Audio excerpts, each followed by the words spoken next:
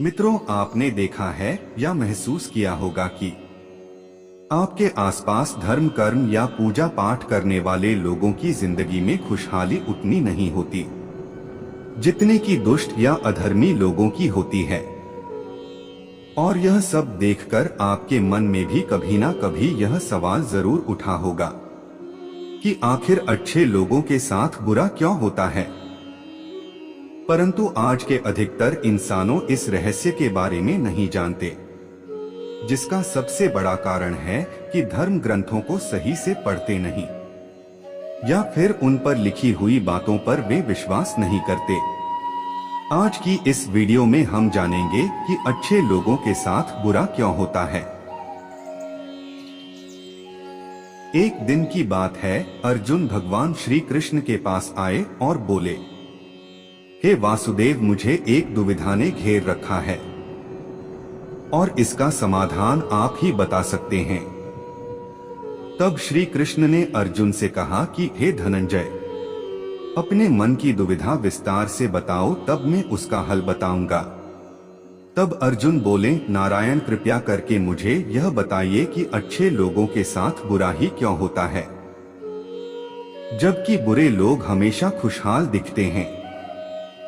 अर्जुन के मुख से ऐसी बातें सुनकर श्री कृष्ण जी मुस्कुराते हुए बोले, हे पार्थ, मनुष्य जैसा देखता है या फिर महसूस करता है, वास्तव में वैसा कुछ नहीं होता, बल्कि अज्ञानतावश वे सच्चाई को समझ नहीं पाता। श्री कृष्ण की यह बातें सुनकर अर्जुन हैरान हो गए और बोले, हे नारायण, आप क्या कहना चाहते हैं, मेरी समझ में नहीं आया। अब श्री कृष्ण बोले, अब मैं तुम्हें एक कथा सुनाता हूँ, जिसे जानने के बाद तुम समझ जाओ कि हर एक प्राणी के उसके कर्म के अनुसार ही फल मिलता है। अर्थात जो बुरा कर्म करता है उसे बुरा ही फल मिलता है, और जो अच्छा कर्म करते हैं उन्हें अच्छा ही फल मिलता है, क्योंकि अच्छे कर्म और बुरे कर्म मनुष्य पर निर्भर करता है। प्रकृति हर मनुष्य को राह चुनने का मौका देती है। अब इसका फैसला करना कि व्यक्ति किस राह पर चलना चाहता है, ये उनकी इच्छा पर निर्भर करता है। फिर कथा सुनाते हुए श्री कृष्ण बोले, बहुत समय पहले की बात है। एक नगर में दो पुरुष रहा करते थे। उनमें से एक पुरुष व्यापारी था। उनके लिए अपने जीवन में धर्म और नीति के बहुत महत्वता थी, और वह पूजा पाठ और भगवान की भक्ति में बहुत विश्वास करता था। चाहे कुछ भी हो जाए, वह मंदिर जाना नहीं भूलता था, और न ही दान धर्म आदि किसी भी प्रकार की कर्म में कोई कमी करता था। वहीं दूसरी ओर उस नगर का दूसरा पुरुष पहले पुरुष से कर्म उनके बिल्कुल विपरीत था। वह पुरुष प्रतिदिन मंदिर तो जाया करता था, लेकिन पूजा पाठ के उद्देश्य नहीं, बल्कि मंदिर के बाहर से चप्पल एवं धन चुराने के उद्देश्य से मंदिर जाया करता था। उसे दान धर्म नीति आदि किसी से कुछ लेना देना नहीं था। इसी तरह समय बीतता गया, और एक दिन उस नगर में जोर से बारिश हुई, जिसकी वजह से उस दिन नगर के मंदिर में पंडित के अलावा और कोई नहीं था। यह बात जब दूसरे पुरुष को पता चली, तो उसके मन में ख्याल आया कि अभी सही मौका है मंदिर के धन को चोरी करने के लिए, और वह बारिश में ही मंदिर पहुंच गया।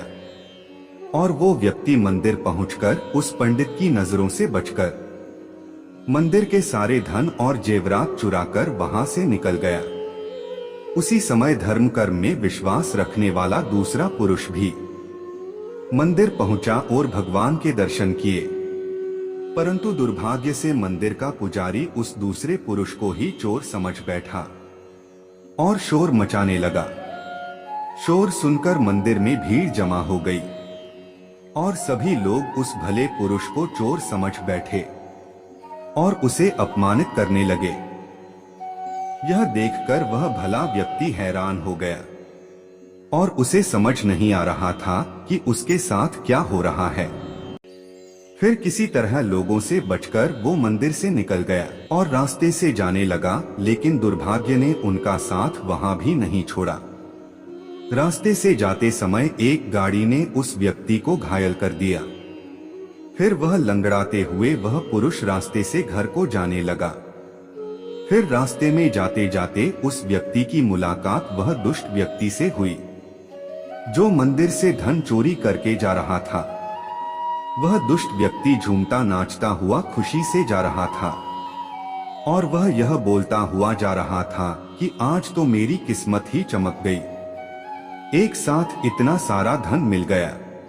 यह बातें उस भले आदमी ने सुन ली और उसे हैरानी भी हुई और क्रोधित होकर और घर जाकर उसने भगवान की सारी फोटो निकालकर फेंक दी और भगवान से नाराज होते ही अपना जीवन व्यतीत करने लगा।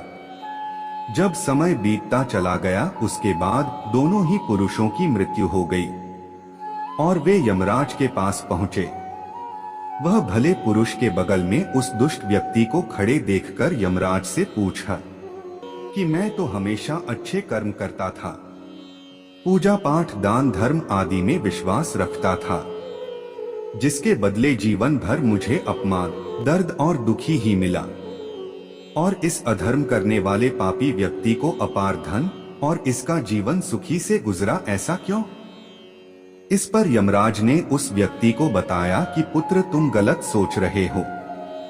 जिस दिन तुम्हें गाड़ी से टक्कर लगी थी उस दिन वास्तव में तुम्हारे जीवन का आखिरी दिन था, परंतु तुम्हारे किए गए अच्छे कर्मों के कारण ही तुम्हारी मृत्यु एक छोटे से दुर्घटना में परिवर्तित हो गई।